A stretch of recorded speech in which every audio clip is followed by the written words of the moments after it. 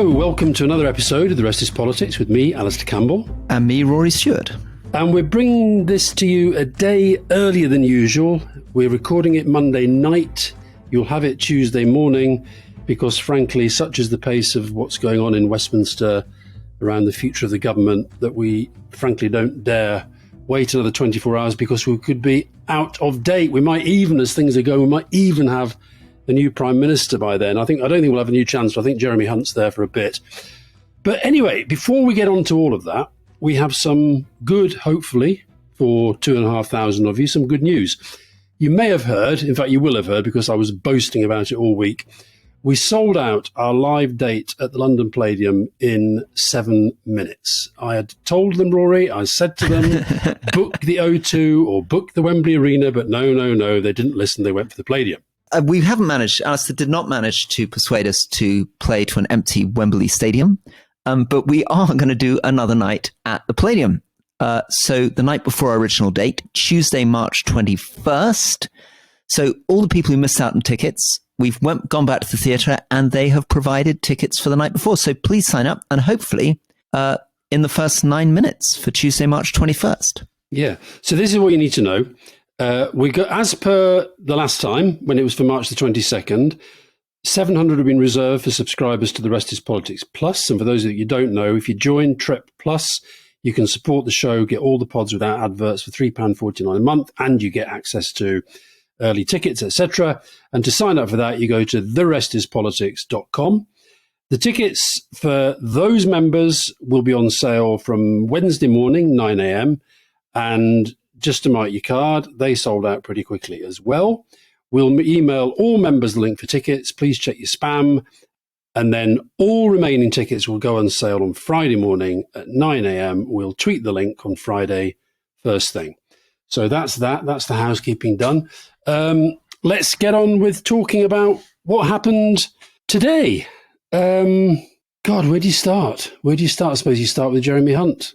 Yes. So, for in my boring role, for listeners who haven't been following every minute of what's going on, he's come in, and as Alistair keeps saying, he is basically the new Prime Minister, and he's the new Prime Minister because he is the only thing that she is now relying on to try to reassure the markets that everything that she said but 3 weeks ago, with the single exception possibly of a national insurance tax change, has been thrown out the window.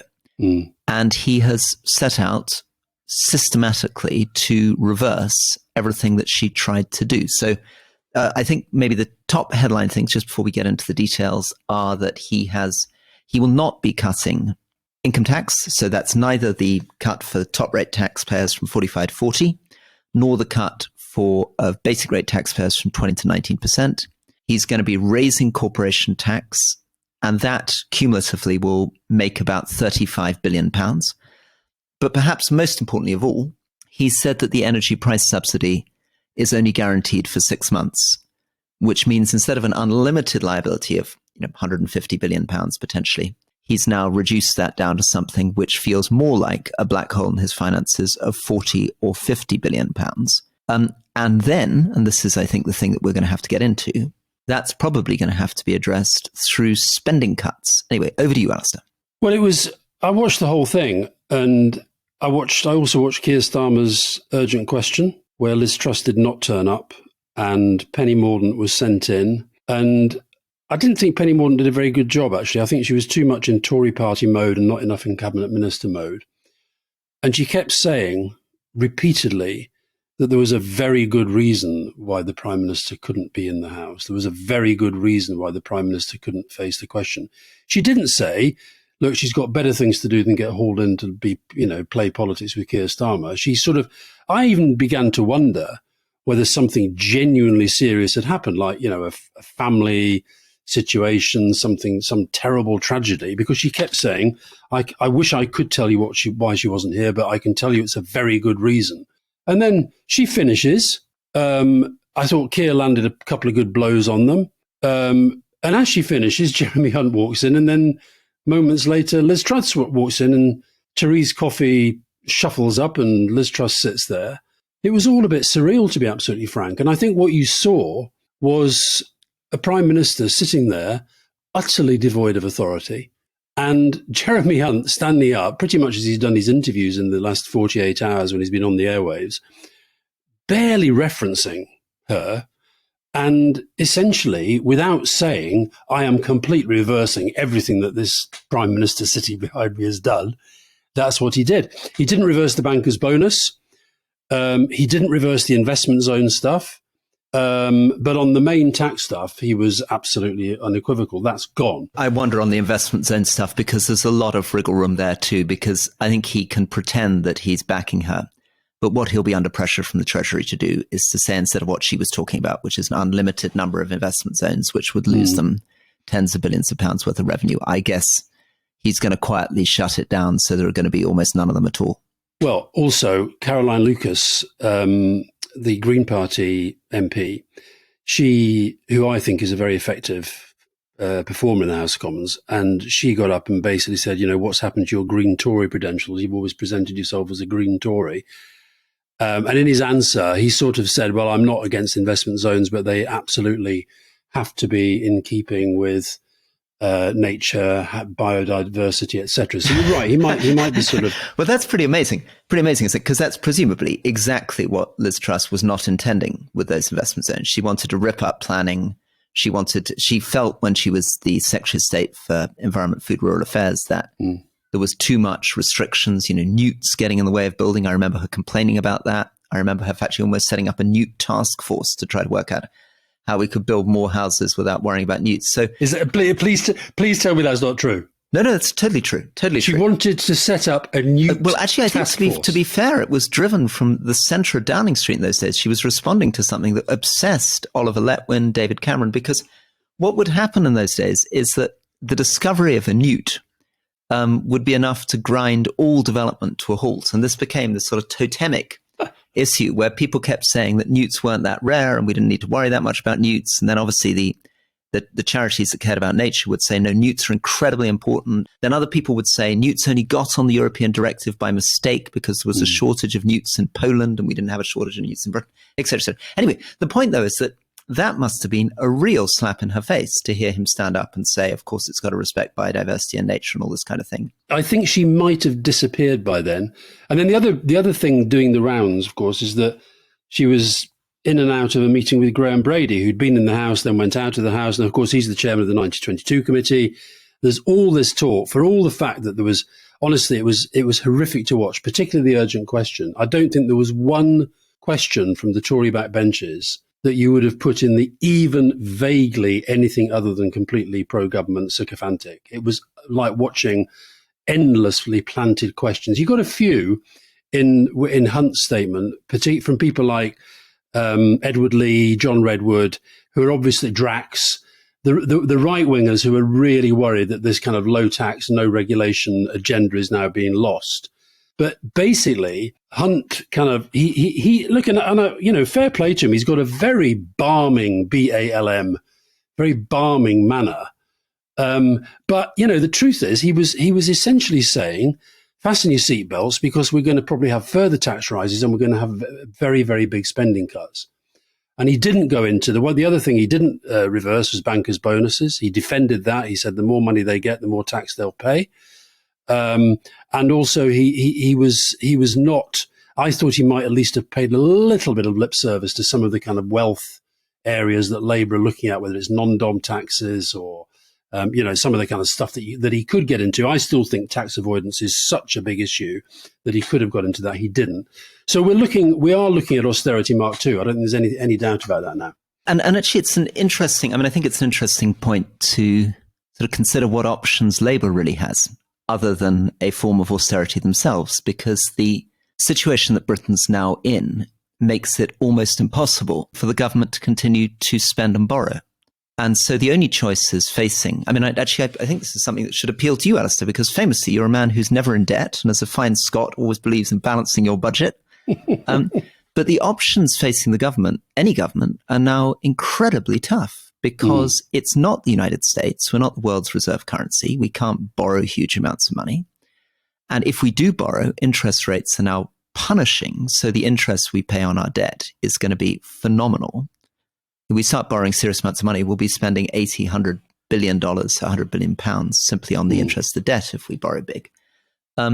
So Labour is going to have to come in, and their only option if they want to increase spending, and they'll be under a lot of pressure too, the unions will expect them to increase spending, inflation's up 10%, will be to increase taxes dramatically. But taxes are now at their highest level since the 1950s.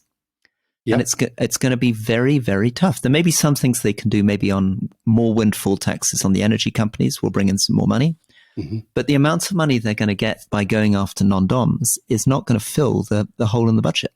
No, not non-doms. I mean, you're talking a very, very small number of billions. And I think it would be a particularly perverse approach to politics if at the end of these 3 weeks, where the Conservatives have literally crashed the economy, it would be perverse if the burning question out of today was, what does a Labour government do?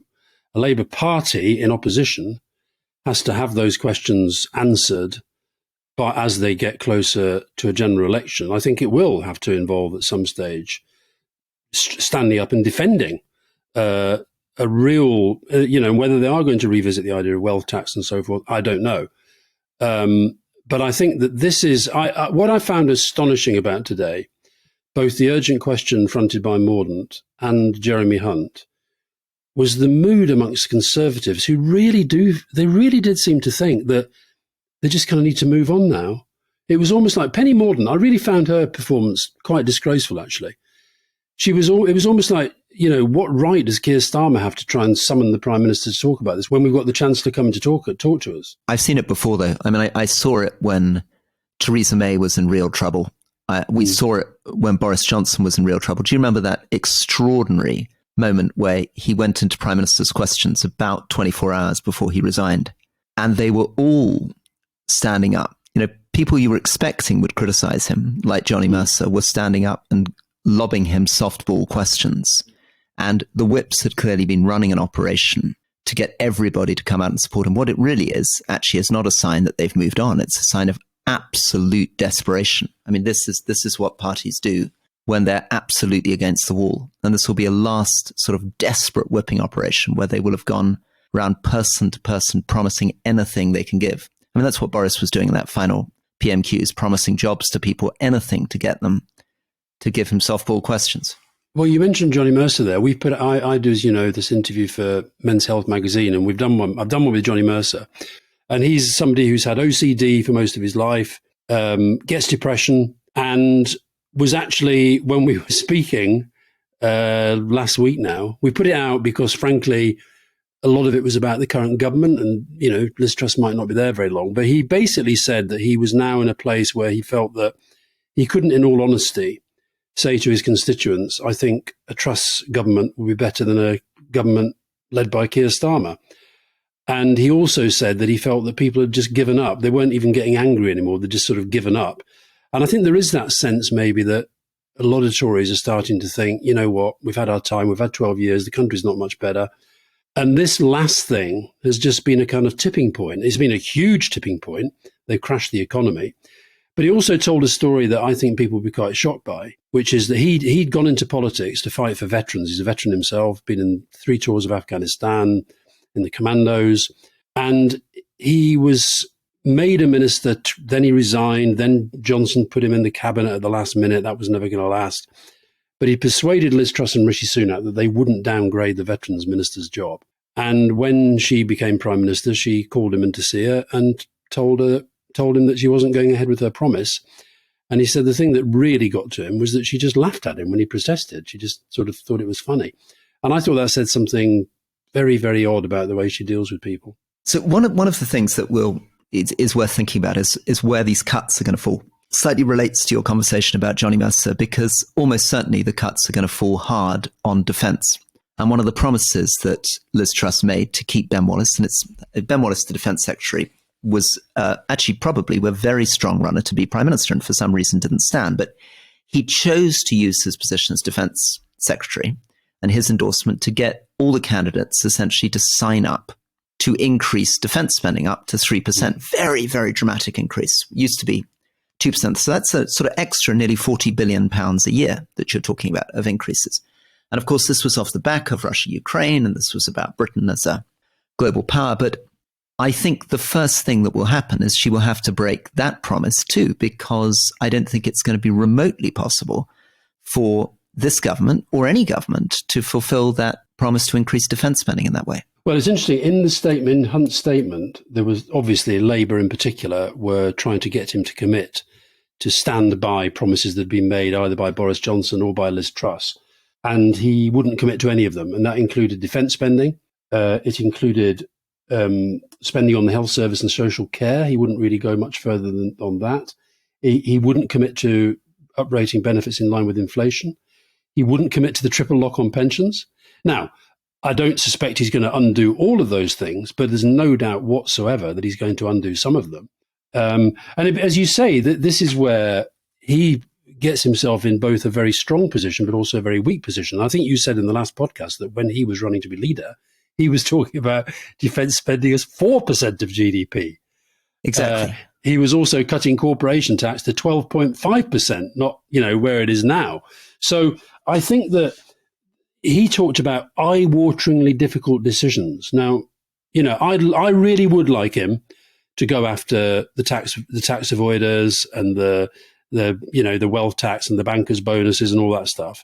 I agree with you. That's not going to fill the gap, which is still around about 30 billion, by the way. I think the Institute for Fiscal Studies is saying he's still got quite a big hole to fill. Huge hole. So it's going to come from spending cuts. And this is a time when the health service is on its knees, when schools are really struggling and the energy bills are going to make it worse, where the police are really struggling, where the armed forces is really struggling. I mean, I don't really see how he fills the hole in a way that's both economically palatable to the markets and politically palatable to the country.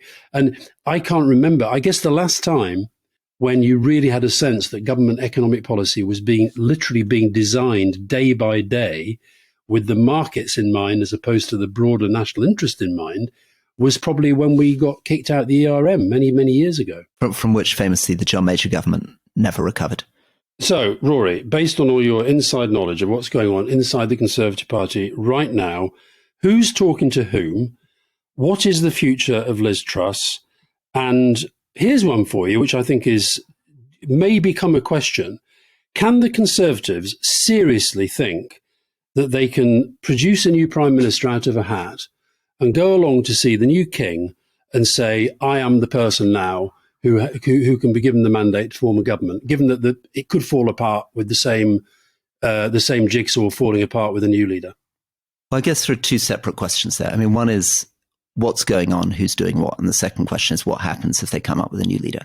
I think it's inevitable that they have to come up with a new leader now. There's no way they can possibly win a general election under Liz Truss, and everybody senses that. And as you pointed out earlier in the podcast, they've now lost both the left of the party and the right of the party. So she never had the left of the party. The centre left of the party were always against her. And a lot of the centre of the party was with Rishi Sunak. Remember, she came second to Rishi Sunak in the MP's votes. So she's going in a weaker situation than Boris Johnson, much weaker situation than Theresa May.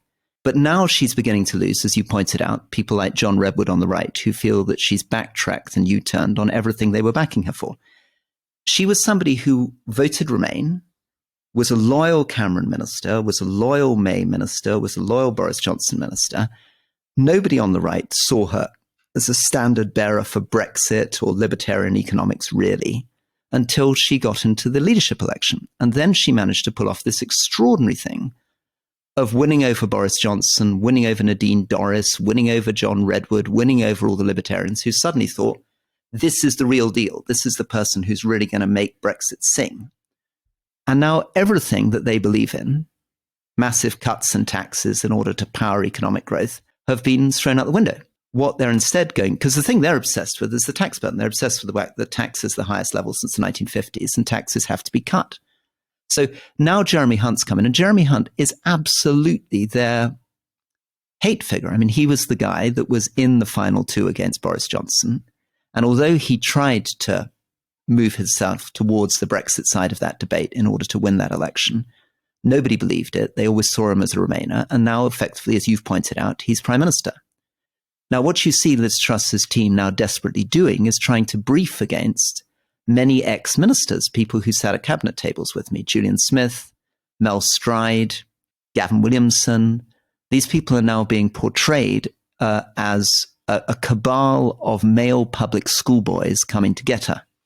So she's trying to play, because she went to a comprehensive school, she's trying to turn the opposition to her into some sort of sexist class warfare. Gavin Williamson didn't go to a public school. No, I didn't think he did. But you will have seen press spokesmen say this again and again off the record, that they think these people, particularly those three, and you're right, it's an unfair way of characterizing Gavin Williamson. But basically, Grant Shapps, is he a part of the cabal? Grant Shapps is not part of that cabal. He's part of a separate cabal. So he's got part of a Grant Shapps cabal. Yeah, and the Grant Shapps cabal revolves around this famous spreadsheet. So he tried to take down Theresa May straight after the 2017 election. He ran all these strange intelligence operations, which sort of stuttered to a halt in the middle of 2017.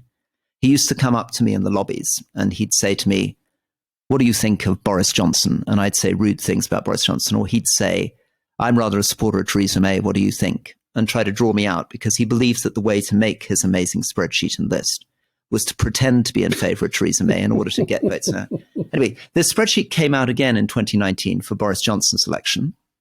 And it's meant to be a fabled spreadsheet. People refer to it as a kind of Star Wars spreadsheet. And now he's running it to topple Liz Truss. And the reason why he's doing it is that she fired him. And clearly all these firings, you talked about the way that she got rid of Johnny Mercer, the way she got rid of Michael Gove, the way that she got rid of Grant Shapps. This makes a real difference. One of the reasons George Osborne, when he was editor of the Evening Standard, said that he wanted to cut up Theresa May and put her in a fridge was that he felt insulted by the way that she'd sacked him. She'd told him, apparently, that you have to go out and get to know the party better. Surely all of these people, surely they understand that they can't, maybe they do think this. I don't see how they can get rid of her and just install somebody else, because they won't agree on who that somebody else should be, because they're so riven. So that means, and I suspect that Grant Shapps probably thinks he's in with a shot. Badenoch thinks she's in with a shot. Penny Mordaunt, judging by her performance today, thinks she's in with a shot. They're back to where they were before they elected Liz Truss. And the public, they're just not going to wear this. So the only thing they can do, I think, is to find somebody who will take over. Sunak is probably the best place. Hunt will think he might be the best place. It might be better placed as well now. Otherwise, I think they're destroying themselves even more if they think they can get away with another change of leadership without going to the country. If you step back and put yourself in their shoes, that argument's fine. But of course, it would be insane for them to go to the country. They're 30 points behind in the polls. Maybe they're stuck with her. No, I don't think they're stuck with her. I think they have no good options. They've just got a range of bad options. I think, as I've said before on the show, if they leave her in place, they're 100% going to lose. If they roll the dice and bring someone else in, maybe they're 90% likely to lose. But how do they get somebody else in? Do they have to have another leadership election where you could end up with, Boris Johnson, some other crazy? Well, in the end, there's the theory and there's the practice. So the theory is that she's under the current rules, you're not supposed to be able to mount a leadership bid against her for another 12 months. Well, that can change with one visit from Graham Brady. Yeah, because the practice is, whatever the rules say on the surface, if she can't command a majority in the House of Commons, she can't keep her MPs together, she has to go. Yeah. So in the end, the MPs have all the power here and they can do what they like. And it doesn't really matter, the theory of the fact that the rules say there have to be 12 months, or the rules say that the MPs have to create 2 finalists, or the rules say that the party has to vote on those finalists. The MPs can rewrite those rules. And I suspect what they will do is they will not want to go back to another leadership run. They're not going to want to go back to the constituency parties.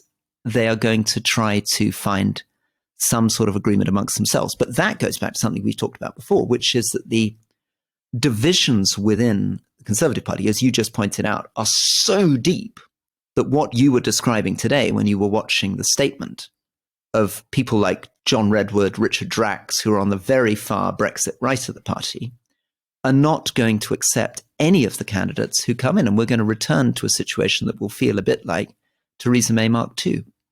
I mean, you might have people in the Conservative Party, including MPs, who, I get what you said before about they want to keep their jobs, it's wrapped up with their pensions and their lifestyle and their status in the community and all that stuff.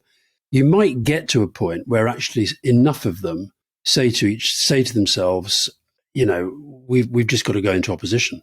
I think that mindset is developing amongst some of them already. Well, many of them. I mean, so an MP called me today, and what he pointed out, and he said he wanted to reprimand us on the podcast. He said that I was spending too much time saying that what they were scared of is losing their seats. He said, you don't understand. Many of us are thoroughly fed up and have no intention of standing again. And one of the reasons why Liz Truss has no control over us is that we've made it very clear we don't want to be MPs anymore. The whole thing is horrible. The whole thing's so humiliating. We're not going to stand again. If you're a leader and you're part of a leadership team, which has to include the cabinet and the chancellor and all of them, and you've gifted a 33-point lead to a Labour Party that you'd be telling everybody isn't up to the job, then you've lost all authority. You've lost all authority. That, I think a lot of MPs will be. I talked to another Tory MP the other day who told me that she was already looking around for future prospects for a career in the media. She actually was asking me to help her. A bloody Tory MP thinking that I would help her get some work in the media. I'm sort of toying with the idea of whether I have to out her. I barely know the woman. I'll probably keep that little secret just for a little bit longer. And what about the second part of my question? I mean, can they credibly? Let's just say they suddenly decide, right? Okay, we've all got our act together, and Rishi Sunak is the new Prime Minister. Here he is. Here's Rishi Sunak. Can Rishi Sunak credibly go off to the palace and say to the king, I'm your new Prime Minister, appoint me? Well, he'd have to convince the king in the same way that Prime Minister had to convince kings for 400 years that he can command a majority in the House of Commons. But I guess the constitutional precedent on that is the king will say, okay, give it a go. See if you can form a majority. And if you can't, it's got to be another government. He won't say, oh dear, anyway, as he said to Liz Truss the other day. No, I think on this, let's take a quick break and then maybe come back and look at what all this looks like on a kind of bigger stage, on a bigger global stage. We should talk about Joe Biden and his views on trickle down as well, which I don't know if you saw him expressing his views while he licked an ice cream. That was good. It was good. Let's talk about that after the break.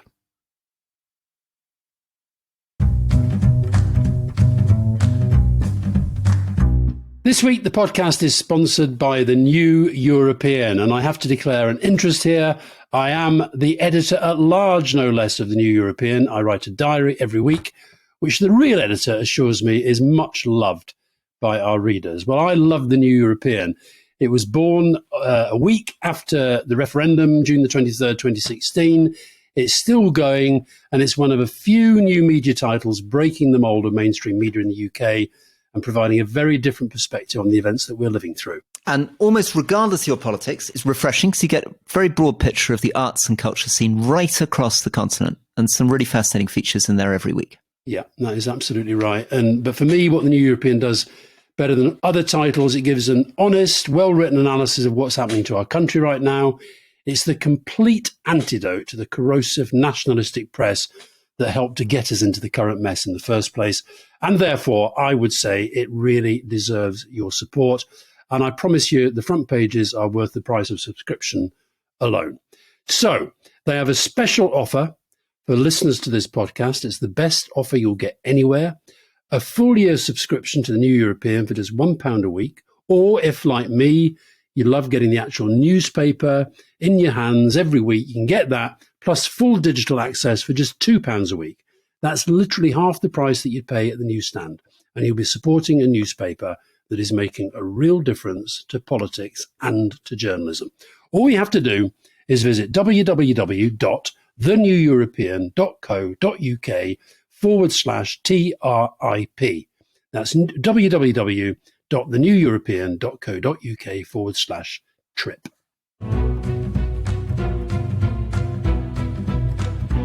So welcome back to The Rest Is Politics with me, Rory Stewart. And me, Alistair Campbell. What did you make of Joe Biden? Joe Biden stepped in. He was out campaigning. He had he was in an ice cream parlor. I think he was getting a chocolate. It was a sort of light coloured chocolate ice cream. Yeah, it looked pretty light. I thought it's more like pistachio when I looked at it. Was it pistachio? It might have been pistachio.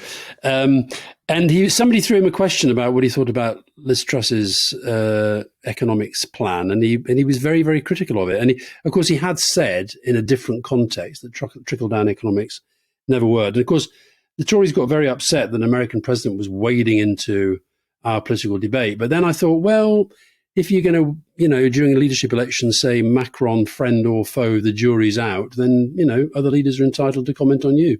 I think it's very, very sad that an American president would try to do that. I think it shows how much credibility Britain has lost that that's happening. I'd also be tempted to turn around and say, Mr. Biden, how about you look in the mirror? It's all very well saying Britain is cutting taxes on the super rich, but have you looked at the US tax rates recently? If there's one country on earth that has low tax rates for the super rich, it's the United States. If there's one country on earth that has the deepest inequality imaginable, it's the United States. If there's one country on earth that doesn't have an adequate welfare state, it's the United States. So I might turn around and say, President Biden, perhaps you better look at your own tax rates before you start chucking stones across the Atlantic. Well, you can do that from the safety of your position as a former government minister. I think if our prime minister with her weakened authority were to do that now, I mean, I kind of agree. I do think the sadder point is that I think if Britain was as taken as seriously in America as we were, then he's a very, very experienced politician. He would have known how to avoid that question completely. It's normal not to get involved in doing that kind of stuff. Interestingly, he is also now the victim, of course, of what's happening to the economy. So I 100%, just to go on the record, believe that Liz Truss and Kwasi Kwarteng have made the situation much, much worse. But you'll remember that I've been saying on the podcast that we're heading into a global recession, and I've been saying this for months. And I think sadly, I think it's a 10-year recession. And the economic figures out of the United States are not good at all. They've now got 8.2% CPI inflation in September, food prices skyrocketing, and US voters are now punishing the government that's in power. So the Conservatives probably would have been punished pretty hard, even without the ludicrous stuff that Truss and Kwasi Kwarteng did, because American voters have gone from 36% who thought the economy was the most important issue to 44% in a month. And the polls have turned around. Do you remember we were saying that Biden was actually in quite a good position? He was leading in the polls a month ago. He's now 3 to 4 points behind on most of the polls on likely voters. And the Republicans are in a much stronger position because, of course, he is going to end up taking the responsibility for the economic pain that Americans are experiencing. Although I don't think the midterms are going to be quite as catastrophic as people were saying maybe a year ago, because he's they're obsessed with fuel prices, and he's done reasonably well on that up until the recent démarche with Mohammed bin Salman. But I think that, don't forget as well, we don't yet know who is going to be up against whoever shall be the Democrat. We could end up with two very, very different people, somebody we haven't even thought of in both places. Yeah, I think sadly, these polls and the way the economy is going suggests that he will lose both the Senate and the House in the midterms, definitely. And I think, even though, as we've said in the podcast before, actually this is a race which, for accidental reasons, has more Republican seats up. And some of these people are very disturbing. Again, as we said, there's a couple of Senate candidates and one governor candidate who refuse to say they will accept the results of the elections. Yeah, there are these pro-Trump candidates coming through. Quite a good story. I mean, for those of us who trying to get onto your story about post-truth and populism, which is this $1 billion decision against Alex Jones, who was the guy that put out the fake news, the conspiracy theory about that Sandy Hook shooting. Remember that he'd said the whole thing had been staged as a plot by people to try to bring in gun control. And he's now got this record award against him. It's almost $1 billion. Yeah, almost $1 billion, which apparently he doesn't have. I think that's quite good news in a way, though. Very good news. I think that, those people, they've done so much damage to not just America. I mean, that book I mentioned, Christopher Wiley's book, Mindfuck, I'm just onto the bit where Steve Bannon is beginning to motor in terms of, going around the world, getting involved with the Brexit campaign, getting involved with Trump, and a lot of it based on these kind of, information warfare with this yet another. Did you know Alexander Nix, the yet another old Etonian who's helped to destroy our country? Saving destroy the country. I agree. Did you know him? I didn't know him, no, but I knew that he'd gone to Eton. Yeah. But I have to, as I keep saying to you, George Orwell, that's what I say to you all the time. Yeah, I know, you've got one good one. Now listen, have you been following this story in Japan? I mean, we talked a few weeks ago about Shinzo Abe, the former prime minister, his assassination. And we talked, if you remember, about there was this suggestion that it was all because of his family's a history involving the Unification Church, the Moonies. And it sort of rumbled on and on and on and on. And now the new Prime Minister, Fumio Kishida, he's ordered an official inquiry into the church because the scandal is sort of deepening, and the links between his party and the Moonies seems to be getting deeper. So I think when these rumours first started, we thought, well, this is just another kind of post-truth sort of fake news nonsense. But we now have the Prime Minister demanding an official inquiry into the links between his own party and the Moonies. Hundreds of his MPs. Another thing that struck me, I mean, I don't know much about Japanese politics, and I'm sure there'll be many hundreds of listeners, the Rest Is Politics, who can inform us. But one of the things that strikes me is we talk a lot about the way in which British politics seems to be overly dominated by people who went to Eton. But Japanese politics is extraordinary. I mean, every time I look into the backgrounds of any of these Japanese prime ministers, they seem to have parents who are ministers, grandparents who are prime ministers. I mean, in the case of some of them, right the way back to samurai. In the case of a recent candidate to be mayor of Tokyo, I think he's descended from a princely family that goes back to the 10th century. And the current prime minister, again, is his father and his grandfather were politicians. His cousin is the Minister of Economy, Trade and Industry. And another former prime minister is a relative of his. And that particular prime minister was also, the son of a politician. This is Kichi Miyazawa. So I'd like someone on listening to the show to tell us whether the whole of Japan is run by these sort of aristocratic, princely samurai families under the cover of a democracy. I always liked going to Japan. I don't know. I always enjoyed our trips to Japan, and partly their sort of the politeness is genuine, it's real. But I'll tell you a very funny story about G8 war stories involving a Japanese prime minister. This is one that we were actually hosting in Weston Park in the Midlands in 1998. And it became very newsworthy for the main reason was that Clinton and Chrétien, the Prime Minister of Canada, they actually went off for a walk without telling the Secret Service where they were going. And they climbed a fence and the Secret Service, they lost them for a few minutes, which, of course, with the hundreds of American Secret Service would set them into a blind panic. But I must tell you this story about a Japanese prime minister. It was Hashimoto. Okay. And it was the day that Newcastle United, that's a football team, Rory, they were playing Liverpool in the FA Cup final.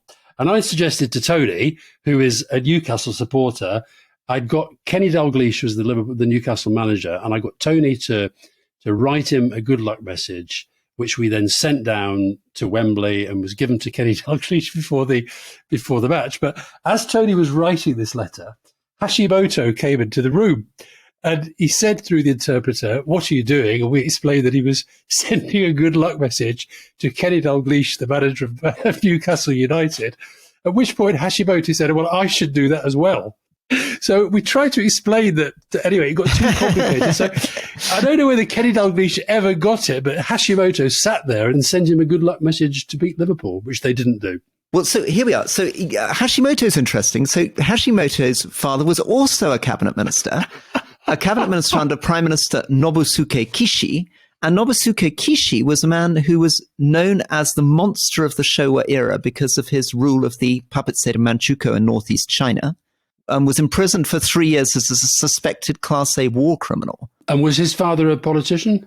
Yes, he's also a man whose younger brother went on to be prime minister, whose older brother was the vice admiral in the Imperial Japanese Navy, and is descended from an illustrious samurai family. So we've talked about it a little bit before, but it is extraordinary. I do want to know whether we can find a Japanese prime minister who doesn't seem to be deeply embedded in a whole sort of aristocratic political cabal.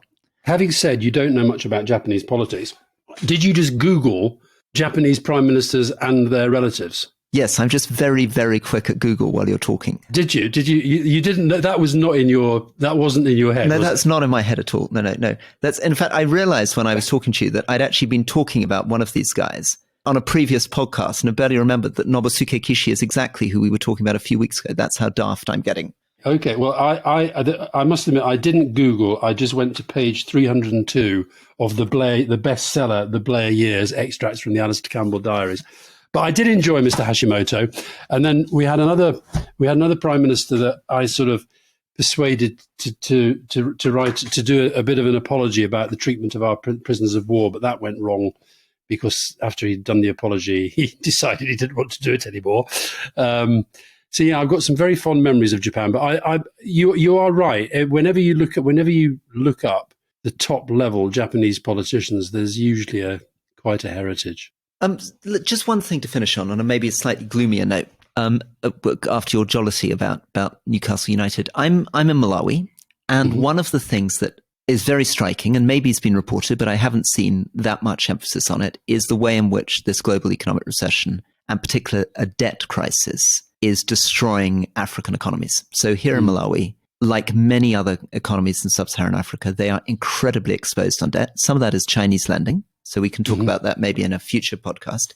A lot of the Chinese lending was done on not on fixed but flexible interest rates. Yeah. And we are going to find ourselves very sadly back in the situation that you found yourselves in with Tony Blair and Gordon Brown, 25 years ago, which is we're going to have to look at debt forgiveness again because some of the poorest countries in the world are now crippled by debts that they can't possibly service. In other words, what we're finding, and it couldn't come at a worse moment because, of course, when you were doing things to help those countries in the early 2000s, the British economy was performing well. We're now in a situation where the need and the extreme poverty in the world has never been greater. It will get worse. Climate change will probably add another 100, 200 million people to the extreme poor. But it's at a time when in Europe and in the United States, people are going to feel with a recession coming on very short of money and very reluctant to help.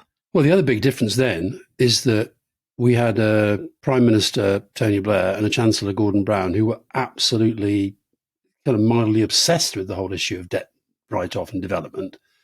And now we have a former Prime Minister who got rid of your old Department for International Development. You probably heard this morning the famine crisis in Somalia at the moment, where basically the Americans are lifting the whole load in terms of any relief there, that the UK is committing a fraction of what it would have done under the good old days of DFID. And you're right to highlight climate change as well. I think the last meeting of the last production of the African Economic Outlook focused hugely on the impact of climate change and the effect that's going to have on their economies. And it's so sad because partly this is driven by what's happened to interest rates, partly it's driven by COVID, which had an horrifying effect on African economies. But as you say, whereas in those days, as Tony Blair and Gordon Brown were obsessed with this subject, I don't think I've seen any politician from any party talking about Africa's growing debt burden and how on earth it's supposed to survive. Although I did see Labour committing to the re-establishment of DFID, which is really good news. And I also think Keir Starmer, when we interviewed him, committed to increasing spending back to the 0.7%. But the problem with all these spending commitments at the moment is financing them. Jolly good. Well, there we are. We've ended on a glum note, but we can hopefully raise the mood with our Q&A, which we've already recorded because we did things the wrong way round. The one thing I'm disappointed we haven't had time to cover off is the Nicola Sturgeon statement today about the economy and an independent Scotland, which I think was quite interesting, but we probably should save that for a rainy day. Very good. Well, good night, Alistair. Thank you for the call. All the best.